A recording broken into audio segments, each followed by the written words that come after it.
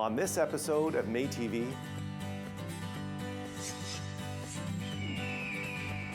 this half is where I have all of my silk screening equipment and then our extra supplies and do all my magic in the silk screening shop.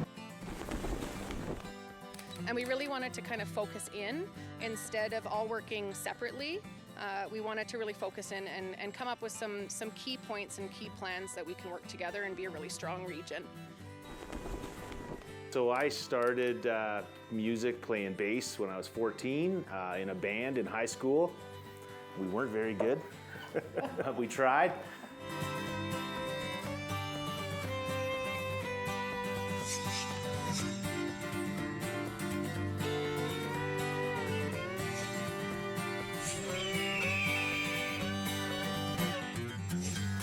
Tanse and Pitikwe, hello and welcome to MéTV. In this, the last episode of 2021, we will head back to the Kootenay region of British Columbia to meet some more Métis personalities.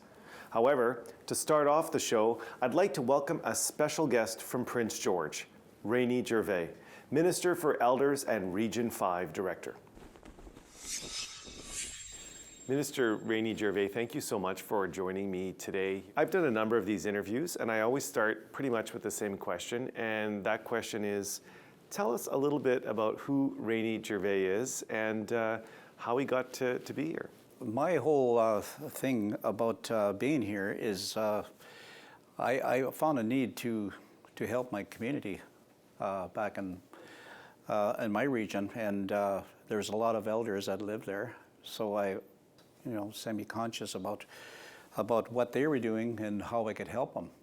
And the reason I got involved with MNBC is for that very fact that it was a community thing for me.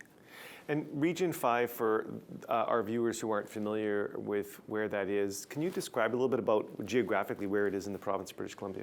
Okay, Region 5 would be the center part of BC. Prince George has always been the hub, I call it, and you go in four directions. But then you get involved with the traveling in the region. You find more ranching country around Williams Lake. You see in Quesnel, it's kind of like a plateau or in a valley where Prince George lives, and then you go into it. There's a lot of Métis people that live in your region. It has a number of Métis people there, and a number of them are elders, and you're the Minister of Elders for Métis Nation. You sit at the cabinet table here and represent the voice of our elders. What are some of the key challenges that the elders have been facing in this new term of office? I think the most challenge is the fact that they don't really know what to do when they're retiring. They just want to be part of the community, and sometimes it doesn't work that way. So my get involvement with MNBC on that is just to make sure that I can supply some of them needs, and help them as much as I can. In the time we have remaining, I couldn't let you go without asking you about your artistic side and your artistic background, because not only are you an elected official, but I think you might be known better for your artistic side in terms of you're a very accomplished fiddler. You've recorded a lot of music, and I know I've heard your music in different parts. Tell us a little bit about how you got interested in playing the fiddle. Well, actually, it started from when I was a youngster back in Saskatchewan, and our family was always playing. Like I had three brothers. My father was an old-time fiddle player. He played dances, and it was all the cultural part of music was always there. Company come around, we'd entertain them. And so when I went through my schooling, I met friends that were doing the same things I did. So I just kept on going with it, and my main instrument was the fiddle. Minister Gervais, I want to thank you so much for joining me here in beautiful Surrey, British Columbia at our government headquarters for a wonderful chat. Learned a little bit more about you, and thanks again for everything you do for the nation and everything you do for our elders as Minister of Elders. Thank you very much for having me on. We're taking a short break, but don't go away, because when we come back, Lisa Shepherd, Métis artist and Kitayak segment host, will meet the former president of Métis Nation of British Columbia, Bruce Dumont. I think the experiences I gained are from other elders across the country. The other big portion of that was I was the National Minister for Health.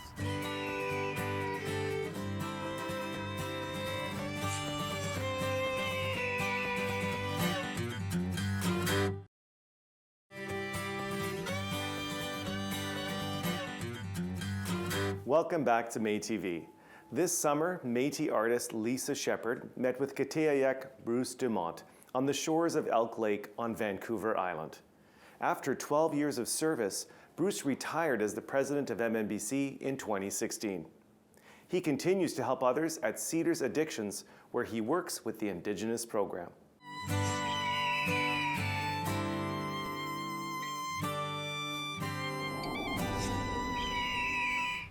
Bruce, thank you for coming and meeting me. I've brought some tobacco because I want to ask you in a really good way to share some of your knowledge with us. Thank you very much. It's really important. You know, it's traditional that we offer tobacco for any ceremony, if you want to get knowledge from any knowledge keepers or any elders, Kitayak. So the ceremony is not really proper. I mean, you should really go ahead until you get your tobacco. So a lot of people know you as Bruce, the past president of MNBC. Right. Doesn't always put you in a popular position. No. What was it that you said to me earlier? It was very funny. Oh, you can't please everybody because you're not Because you're not Bannock. Yeah. Audrey Waite was the president at the time. She said, I want to take you to Victoria to a meeting, to a provincial meeting. I said, okay, because I was a director at that time. Yeah. And about halfway down, she said to me, you know what? You're going to be the president of Métis Nation BC. Oh, really? Or MPC-BC at the time. Right, right. I said, no, I don't have any aspirations for that. Who would so far want from to do that? Yeah. And be damned if it didn't happen. I became a director, and then the vice president, and the president of the community, and then decided to run for the provincial.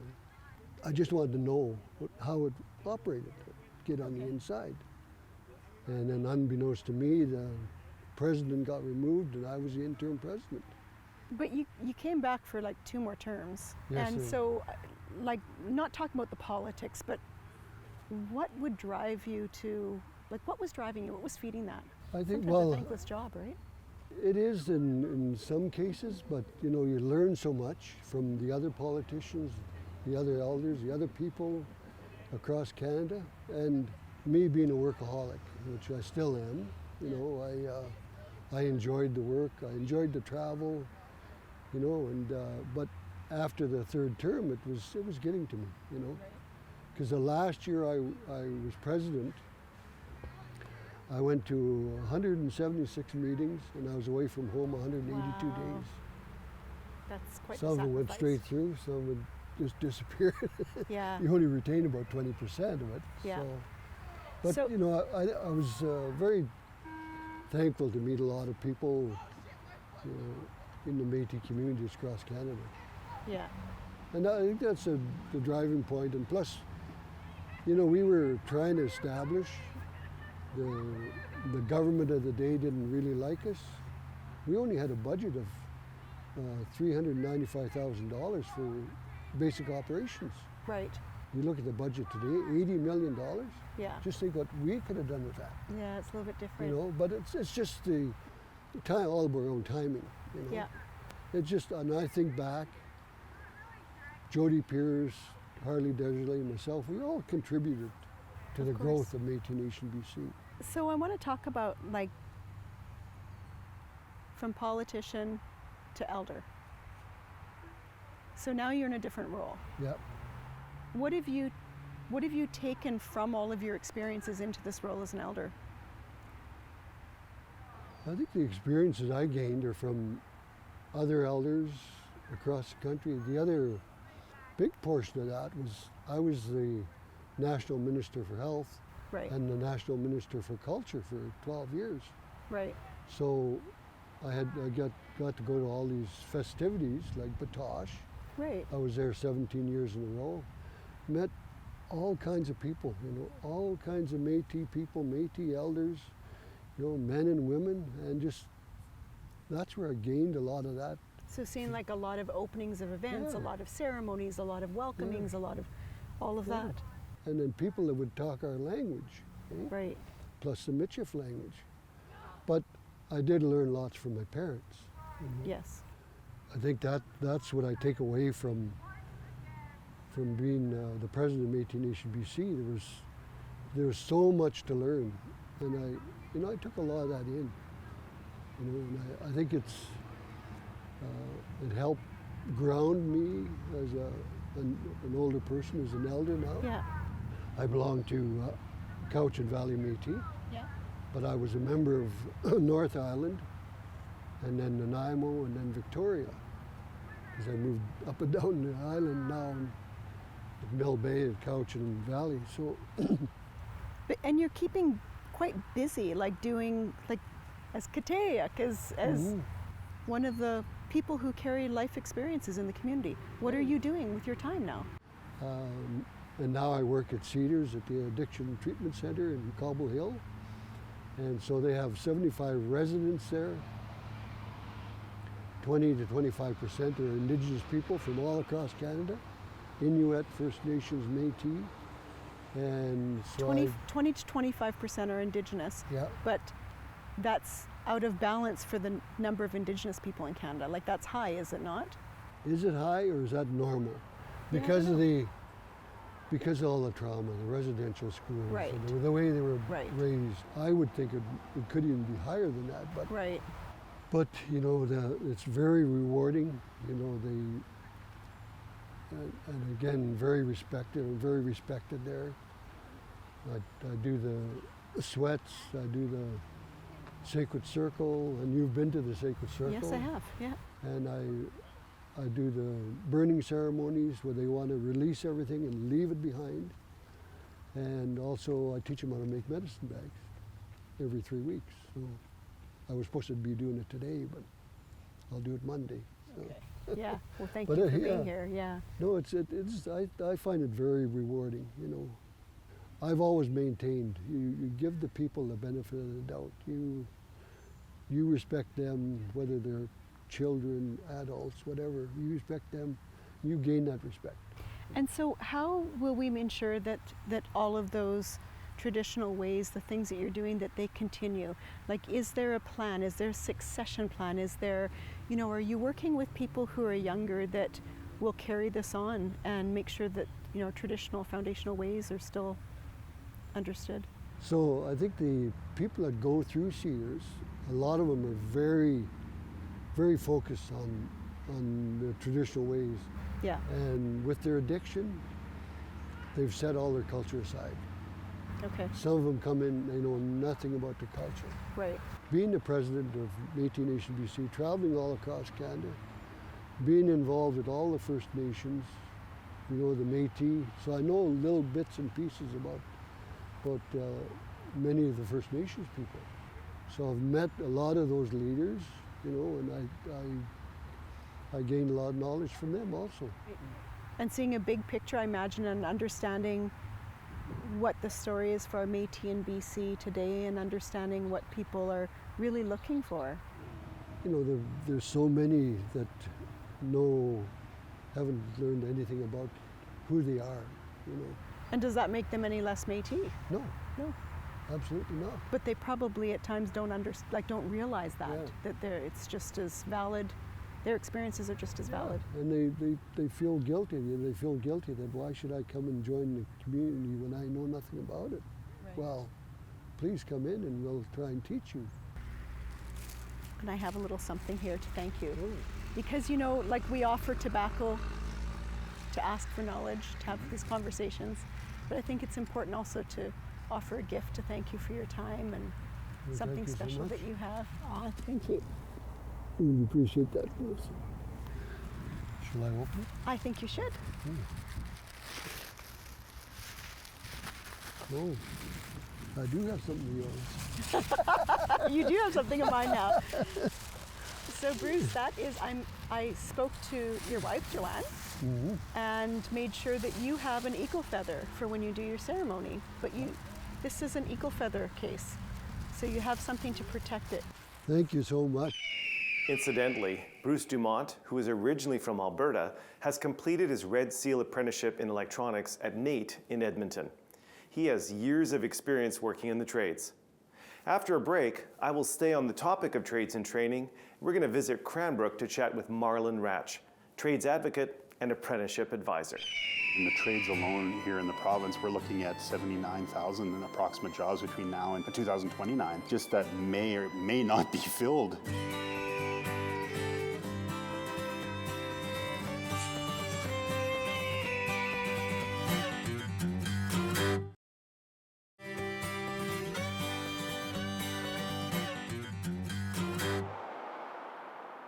I'm here with Marlon Ratch, and we're here in Cranbrook. And before we get started with the interview, Marlon, I just want to present you this cultural wellness book as just a gift, and I hope that you'll be able to share your story with me today. Excellent, thank you very much, absolutely beautiful. Wonderful. Well, why don't we start off, because you do have an amazing story, an amazing kind of journey. Tell us a little bit about your involvement with Métis Nation BC. I know you actually were an employee at one point. Yeah, 1996 when the first employment training program started to form, I worked as a, kind of a base person, labor market information, and worked my way up through the ranks, kind of the idea, to a program coordinator regionally, and kind of the assistant director, and eventually the director of the entire program until 2011. Wow, so you have a really good knowledge and background in kind of labor and kind of labor needs. So Marlon, we've talked a little bit about how entrepreneurial this place is, but what has, if anything, the local Métis chartered community been doing to help support local businesses to make sure that people are aware that they're even here? Well, trying to support local business as much as possible internally and such, not, being a community and not having the ability to do anything directly, but of course with the programming that's come in by MMBC to support businesses, making sure that local entrepreneurs, potential entrepreneurs know about that information and other resources that are available out there. The community itself, as we've always attempted here to have like a navigator, is what we call kind of our office person, and having that information available for people so that they can seek that out. Also being that we're in a building here with Community Futures, which is obviously a huge partner in starting businesses as well. We've heard a lot about shortages of trades. Is that also happening here in the Kootenays and Cranbrook area? Are you short? And what are you looking for in terms of people who Métis people who might want to look at getting into the trades? Well, the shortages kind of go across the board in all labor sectors, but trades definitely have a significant portion, and every single area starts with, a direction, a demand, and what's out there and what's available. A lot of people don't even know they exist, all these jobs, and how really easy it is to get into it, and what supports are available to them. In the Kootenays here, just like everywhere else in the province, there's shortages across the board.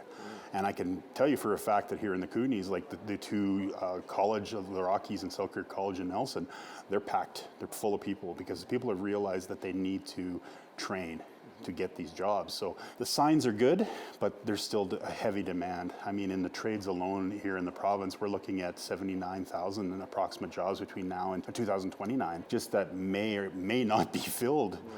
If people don't seek those directions. And I think we know that the trades themselves are essential to everything we do every day. What are you hearing from local businesses around being able to access the labor they need, local Métis businesses to actually flourish? Are they struggling, or how are they doing? Yeah, businesses here are having difficulty, and it's coming back to the idea of people, there's not enough warm bodies in some cases. We've had issues back to, I think it was 2005, where in the career counseling market, so to speak, we were being told by stats that at that time people were going to start retiring and it wasn't going to accelerate. And that's what's happening right now, is you're looking at a 75% retirement rate happening and people not coming in. So the opportunities for young people is absolutely massive. So in the time we've got left, Marlon, who is Marlon? And what are you doing today here in the community? Well, I mean, with my background in career counseling and such like that, I spun it off, and I now work for the Industry Training Authority, which of course is the apprenticeship board for the province of BC. Yep. Take care of all the trades.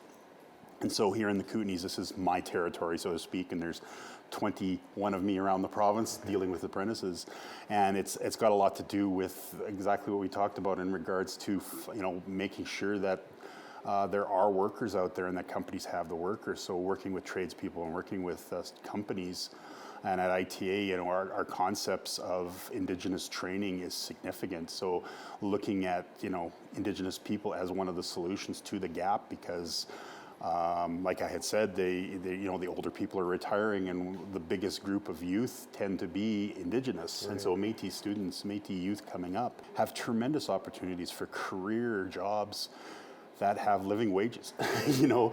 So trying to help all of those young people with that information across the board is what I do now as an advisor. So. Well, thank you so much, Marlon, for joining us here on MéTV. Really appreciate you taking the time. We'll be right back. This is, I call it the octopus, but this is where all the fun and magic happens.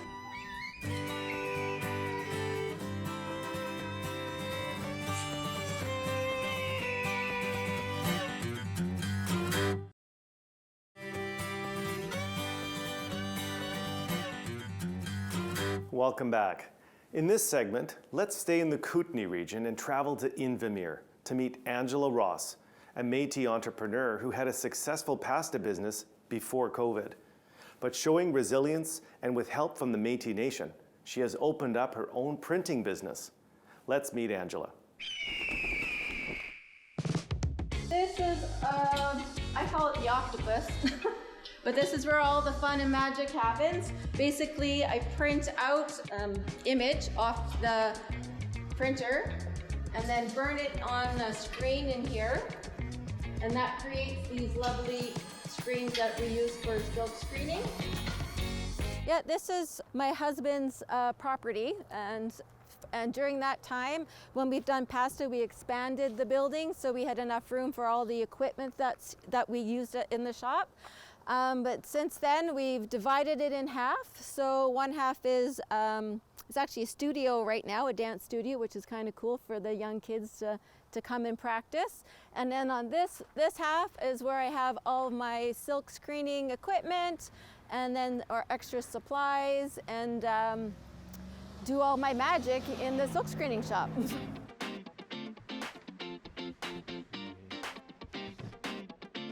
It feels great to have the support of the Métis Business Society behind me.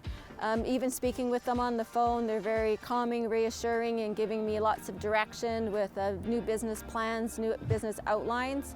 So it's good to have that connection to bounce ideas off of.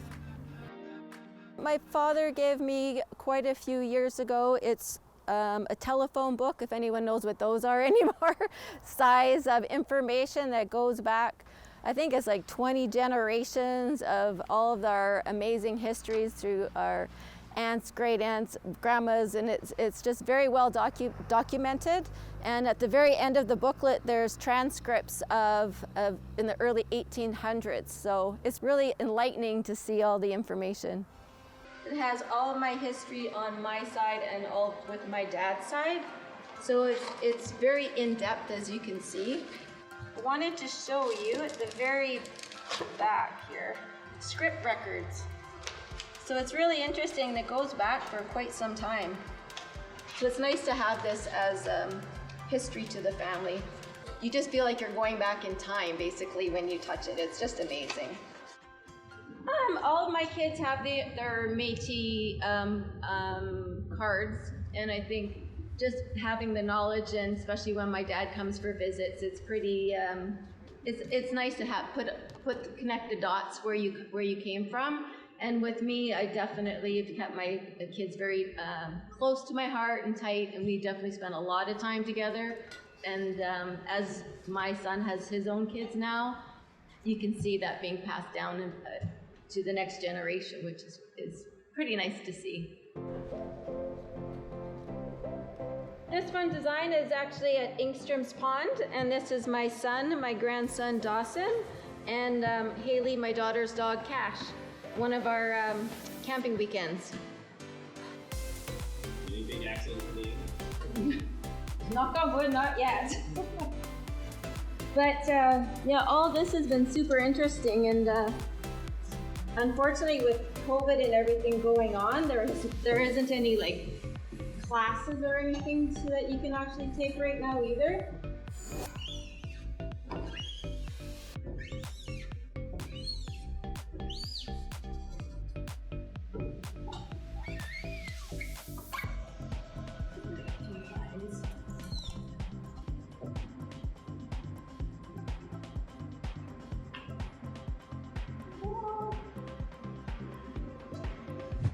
And then it cures there, so it's a plastisol ink that is used, and then it goes through the dryer, and then it cures to the fabric depth.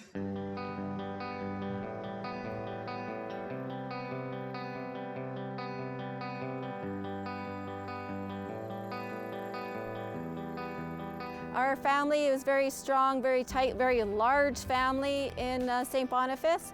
I guess I could say I remember even very young, my mamé and papé always having big families. Everyone was present, everyone was there, and very, very loving and kind. For me, it's very calming, a place of love and kindness that you can pass down, because it's a very strong emotion, I guess, for me especially, that I think people need to feel that kind of well-being and connection, I guess.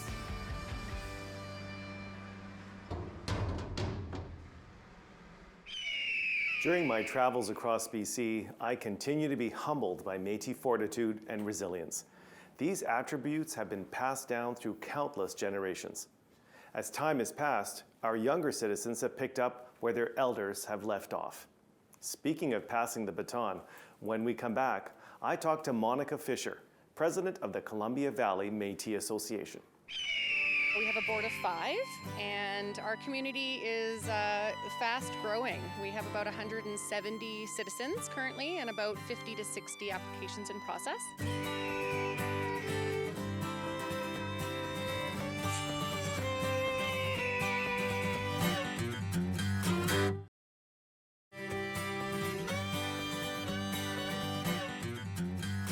Tanze, and welcome to beautiful Invermere, British Columbia. We're here in front of the beautiful Rocky Mountains, and I'm here with Monica Fisher, and Monica is the president of the local chartered community. Welcome to MéTV. Thank you for joining us. So Monica, we're here, our backdrop is the Rocky Mountains. You're very familiar, this is your part of the world. You're the president of the local chartered community. Tell us a little bit, tell our viewers a little bit about how active you are here and what's going on in Invermere and beyond. So our community, we've been a chartered community for 6 years. I've been president for 1 year. As of, I think, this week, we had our first virtual AGM, and I was elected then. We have a board of 5, and our community is fast growing. We have about 170 citizens currently and about 50 to 60 applications in process. The last year, obviously, with COVID has been a bit of a struggle, but I think between the being able to be versatile with our online presence, virtual options, we've been able to keep people engaged and actually bring some new faces into our community and to the different activities. So we last week hosted a online version for Métis inspired dot art. So we hired a facilitator to do that. We had a local business. We put money back into our community, hired a local art business to put packages together, and had citizens join us both online and in person to participate in some art and learn a little bit more about Métis beadwork and history. We have lots of different programs happening. We've got our food program. We're starting elders cleaning service. So we're getting Métis citizens who are looking for work to go and help our elders cleaning floors and dusting and doing kind of the heavy lifting. So that's something that is kind of a pilot project to see what happens. And that's, it seems to be getting received well, and it's quite exciting. So correct me if I'm wrong, but I think I heard you say it's only been 6 years since the chartered community here has been active, and I think you have an office now. You guys have obviously running programs. What's the secret to your success? You guys seem to have really embraced and moved so quickly on this. I think much of it is partnerships and relationships. I'm born and raised here. I'm very proud to be from Invermere and living on the traditional territory of the Tanaha and the Secwepemc people. I think between the partnerships within our own personal work lives and as volunteers, we have a breadth of experience and knowledge. And so we have partnered with the Chamber of Commerce to open our office. It's very exciting. We've got a commercial kitchen, a boardroom, our office space. We get a big fancy window, so that's really exciting. And it's also in the tourism office as well. So we've got Food to Farm, which is a partnership. We have Columbia Valley Foundation, Columbia Basin Trust, and then we work closely with our First Nations as well in partnership. So I think that that's part of our success, is just that relationship building and being active in our community. And I know you also, not long ago, had the opportunity to connect up with other chartered communities within the Kootenay area to begin a strategic planning and a strategic development process. That's new to you guys. You've never done that before. Why did you do that? I think part of which, I mean, it's our passion, and we are all working as chartered communities, and though we have our region of Kootenay, like Kootenay 4 region, we're so very spread out, and we're only meeting virtually at this time. So we've never actually met in person. And so things happen differently when you're in person versus virtual. It was important that we all get on the same page, and I think all of our chartered community presidents and board have a ton of knowledge and experience that they can contribute. And we really wanted to kind of focus in instead of all working separately. We wanted to really focus in and come up with some key points and key plans that we can work together and be a really strong region. And your last name, Fisher, sounds a little familiar to me. So I believe there's kind of a family connection to something beyond just the local community. So tell us about a little bit about that connection. So Minister Fisher is my mom. I call her Deborah always when we're doing Métis work stuff. So she was the founder of our chartered community. She had our first meeting around the kitchen table 40-something years ago. And so being part of the Métis community, whether a chartered community or not, we've always been actively involved and very proud to be Métis. Yeah, so when she was successful in her election and became minister, she stepped down as president, and I put my name forward. I was VP at the time and put my name in for president. So really happy to be able to share our pride and carry on our legacy, and hopefully my husband and my 3 stepdaughters are Métis as well, and hopefully maybe we'll get some inspiration there for the legacy to continue. So any insight into future big political plans? Are you going to follow in your mom's footsteps one day and sit at the cabinet table? Any thoughts on that? I, at this time, don't think so. No, it's politics. I'm not sure is my game. I really, why I'm involved is because I want to instill pride. I want people to know that we can be modern and cultural and proud and innovative. And I really just want to ensure that our community is connected and strong. Now, before we wrap up, is there one thing that you'd like our viewers to know about this region and about the Métis connection to this region that they might not know otherwise? Métis connection. Well, I was actually with an elder from the Tanaha Nation last week, and he was talking about his grandfather's stories of hearing the Red River carts. And I know within our region is that there's Red River cart wheels. It's this is the entry point. And so we do have a long history, I think, within our community at large, as well as our chartered community.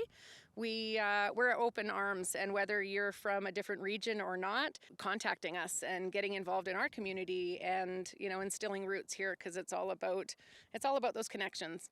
Monica, I want to thank you for your amazing hospitality and for welcoming me and the whole MéTV crew here to your community, to the Kootenays, to the Rockies. It's been absolutely a pleasure to meet you and to hear a little bit more about what you're doing in this region. Awesome. Thank you so much. We'll be right back. Yeah, we're busy kind of putting together a project of music focused on, our Métis community here in BC.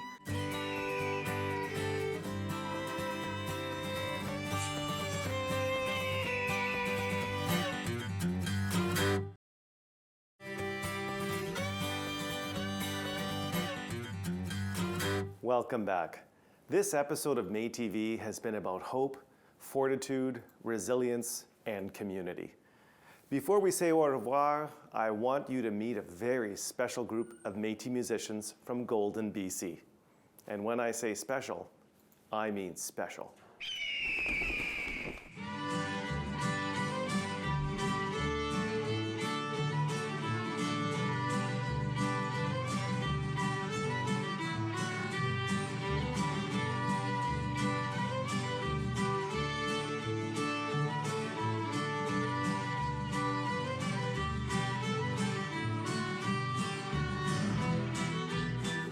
Travis, this is so great to be in your home here. It's an amazing location, a great place to play music. Why don't you, before we start off, who's here? Introduce the band. For sure, yeah, I'll go around here. So on my right is Leah Gardner, fiddler and recently found out cousin of mine. And over here is my brother Jesse Jobin. And yeah, he's one of the main kind of champions of this music collective kind of project that we have going on. My daughter Charlotte on guitar here, and my daughter Ella on fiddle, and my brother-in-law Ian on the bass. So this is a family affair.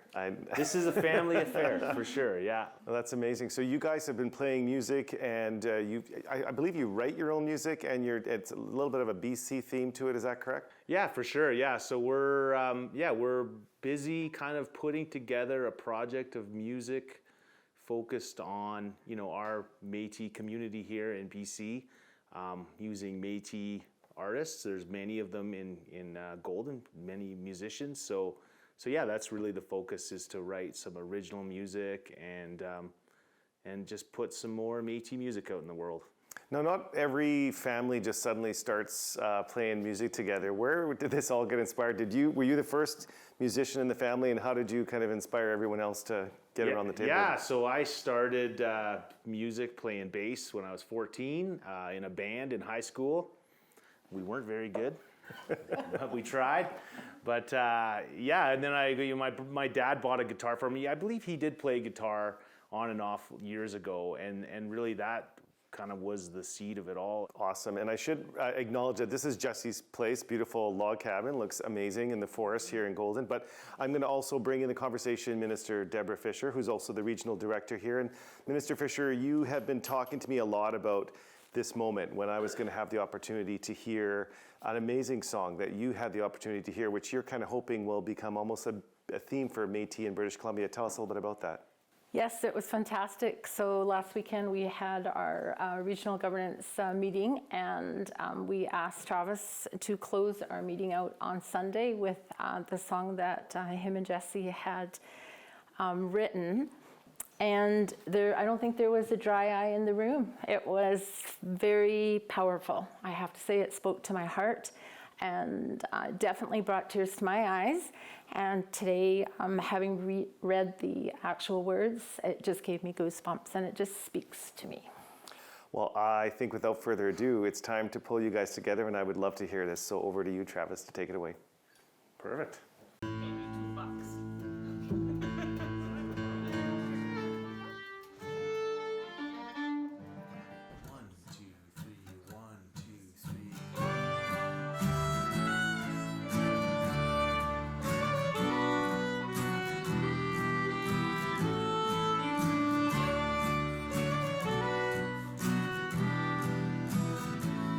Where the grass of the prairie meets the light of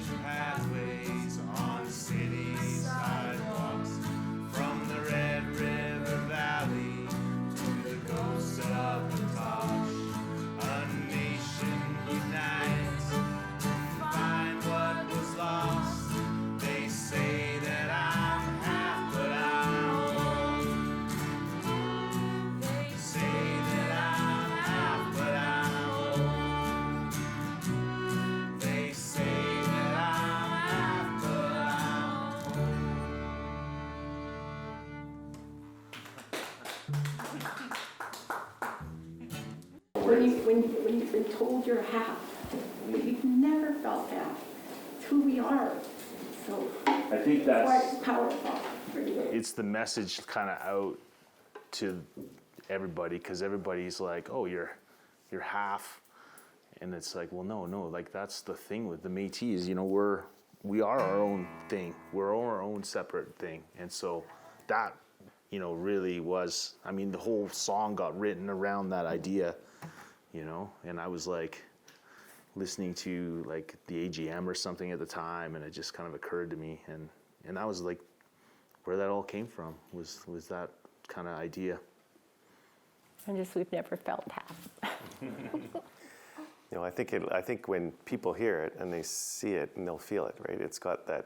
It's not a long song, but it's so powerful. Every word is very very. Yeah, for sure. And I really wanted to make it like, again, I get a little self-conscious. Like in a way, I sort of wrote it as an anthem, but then I was like, God, who calls their song an anthem? It seems like, you know, I guess somebody wrote "Oh Canada." I was like, okay, well, this is an anthem. Yeah. But so I get a little self-conscious, but it was like I was mindful of like, you know, a simple melody and like really like just say what you need to say, and if it very quickly.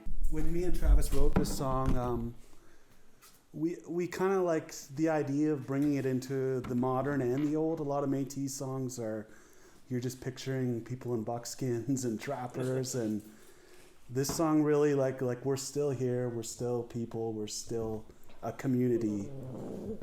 Yeah, yeah, exactly. And I think it brings that across really well.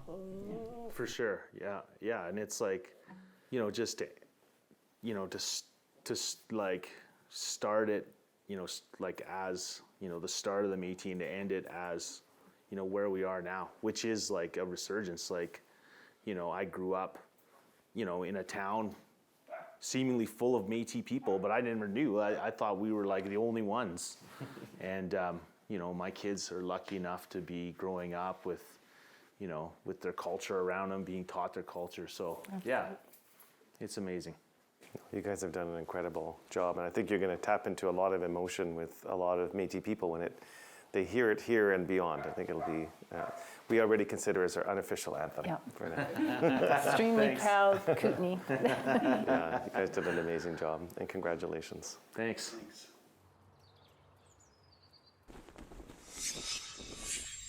Interacting with Travis and his musical family was one of the highlights of my recent trip to the Kootenays. I'm sure we will see a lot more of them in the future. And that was the last 2021 episode of MéTV. For those who celebrate it, I want to wish you a Merry Christmas and season's greetings to everyone watching.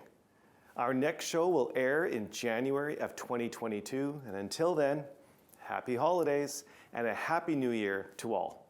I'll see you next time. Mina, Kwapa Mitten.